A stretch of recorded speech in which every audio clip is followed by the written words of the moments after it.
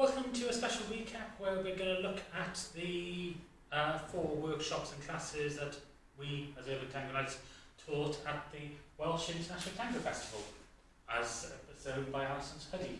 If you want one of these hoodies or one of our bits of merch, such as this Baleo t-shirt, masks, head over to our spring store or have a look on our Facebook page, and there's a link there, and also on our website. So we taught 4 workshops over the course of the 4 days of the festival. We taught an introduction to blues tango fusion, Canyengue, Milonga, Charleston, Quickstep fusion, and then just our regular Monday class to finish the festival on a Monday evening, where we looked at the cross. So, starting with blues, originally this class was going to be taught by Basil and Mandy, the Island Dance Wizards. Unfortunately, they couldn't make the festival, so we took it instead. So we started off with some solo blues moves. So we would step into the side, dragging in. So this is a classic drag step. So we're going out on the 1, dragging to the 2, 3, 4. And we're going to get that little bit of up and down sway. We can put the hips into this a little bit as well. We modified this into steps and taps. So instead of dragging, step and tap, step and tap, step and tap. We also did some fishtails where we open up the hips and face. We can put a bit of bend into this as well, which Alison can talk about. So you can push your bum back into the side as you change directions. But it's up to you how much hip that you want to put into it. We also did some hip hits where we set aside hip, and some triple hits where we hit high, hit low, hit high. We discussed variations on timing with this. We also looked at some mooch steps where we circle and we can either stay in place or move around the place with these. We also talked about how to lead in blues if we're doing partner blues. So we can do visual, where we're watching each other and playing off each other. We can have contact in any place, so we can have hand to hand, some sort of embrace style contact, or even something like just contact chest to shoulder and be able to move around in blues using these styles of technique.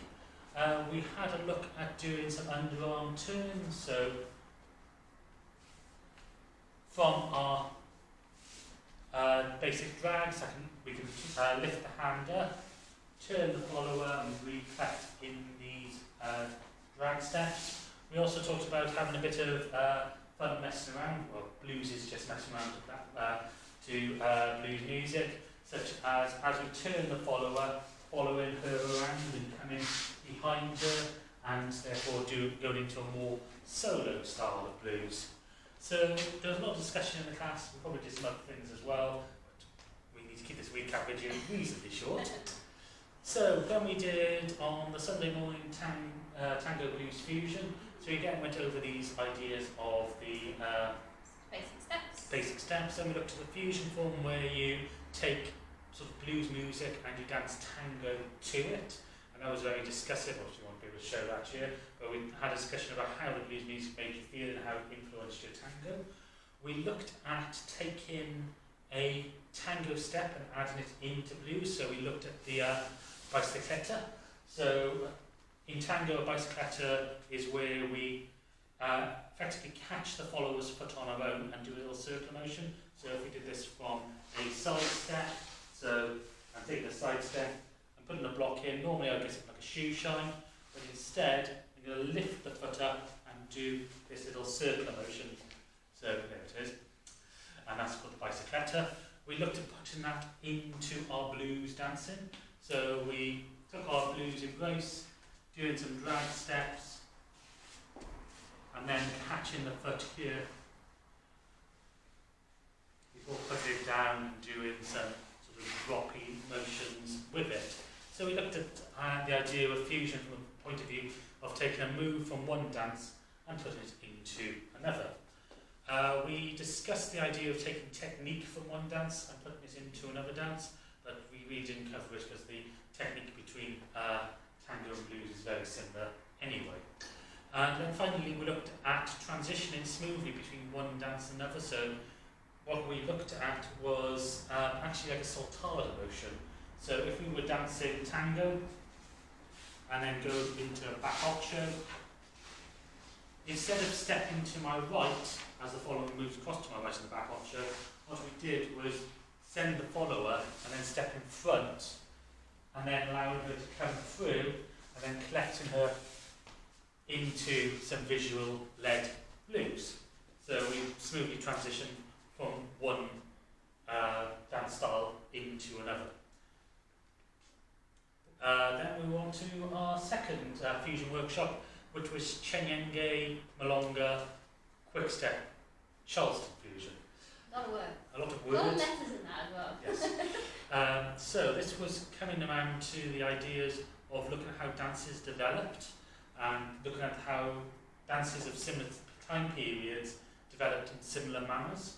So we started off with just having a quick discussion about what Canyengue was as the earliest recognisable form of Argentine tango, and how we had a more L-shaped embrace, we had a lot of sync in the knees, we were leaning on each other, and this was to facilitate lifting of the feet, because tango was originally danced on the streets, therefore you couldn't drag your feet on the floor. The Canyengue then developed into the Milonga and the tango as we recognise it today. So if we then looked at the similarities between this, we can see this becomes very similar to a basic Milonga box, where we're stepping back, stepping to the side, stepping forward, stepping to the side, closing, and we took this basic box going forward. We also discussed how Milonga, therefore, can be danced sideways around the room, and some of the moves in Milonga allow us to do that. So what we looked at was also from the steps outside, rocking our way forward and back, or rebounding back. We also had a look at ideas of trapeze, where we just tap to the side. We also looked at this combination, which is common in Milonga, where after our step aside, we step to the side, step back, and then we have a series of forwards, sides, back, sides. Then we had a look at Quickstep. So we talked about the technicalities of ballroom holds and explained that we weren't going to be overly technical about the Quickstep with the rise and fall and the movement, but what we were actually interested in is the basic Quickstep step, which is from a ballroom hold, forward step on the right, side close side, back step, side close side, forward, side close side, back, side close side, and any of those forwards we can replace with a walk outside. We then looked at adding that step pattern, and we also talked about how in both Milonga, Canyengue and Quickstep you have this idea of slow, quick, quick, slows. Just checking that is actually recorded. Yes, it is. So, slight bit of paranoia there. Yeah. So we looked at now putting that into our Milonga. So we take our back step, side, and now we're going to go into some Milonga, side, close, side, back, side, close, side, and suddenly we've got a quick step move in our Milonga, and it's actually very similar to what people can do in Milonga anyway. There's lots of little side, close sides happening in Milonga. So two dances that developed in the 1920s, very, very similar, even though one was North America and one was South America. Finally, we looked at some Charleston, so we took some basic Charleston steps, such as swivel, so we're swiveling the feet in, taking the steps, and doing things like kicks, getting the arms moving, some little Charleston steps which we weren't going to actually put into the fusion, where we cross, do this sort of stuff, the finger wagging, hops. Just had a good, it's a good time for some Charleston type style moves. But then we put that into our Quickstep, sorry, not into our Quickstep, into our Milonga as well. So instead of doing just basic rock steps, what we can do is kicks or swivels in our Milonga, we can add bits of decoration. We also looked at some Quickstep music and then dancing Milongas to it. So we obviously play a range of music in our stuff, and sometimes we take music well, we think we can dance Milonga to, which is actually Quickstep, and many people hear it and can't hear the longer rhythms behind it. Hopefully people will now be able to hear those rhythms. Finally, on Monday evening, we taught our regular class as part of the festival. We had some complete beginners in the class, and we had some very experienced dancers from the festival as well. So there's a whole complete range of abilities there. And we looked at the cross. So we started off with the embrace, a side step to the left, twisting the chest to the right, so I can walk outside my follower. We then went into a front cross by almost stepping to the side to exaggerate this movement, and twisting our chest to the left and moving ourselves over, the follower pivoting on her standing leg and dragging her left leg in front of the right. We then over pivoted the follower, changed weight as a leader and walked out in the Paradas system of walking. We then took this into a Volcada. Yes, beginners can do Volcadas. So again, from our cross, as I overturn Alison so her feet end up on the same on her front foot, I step back and we can walk around the follower.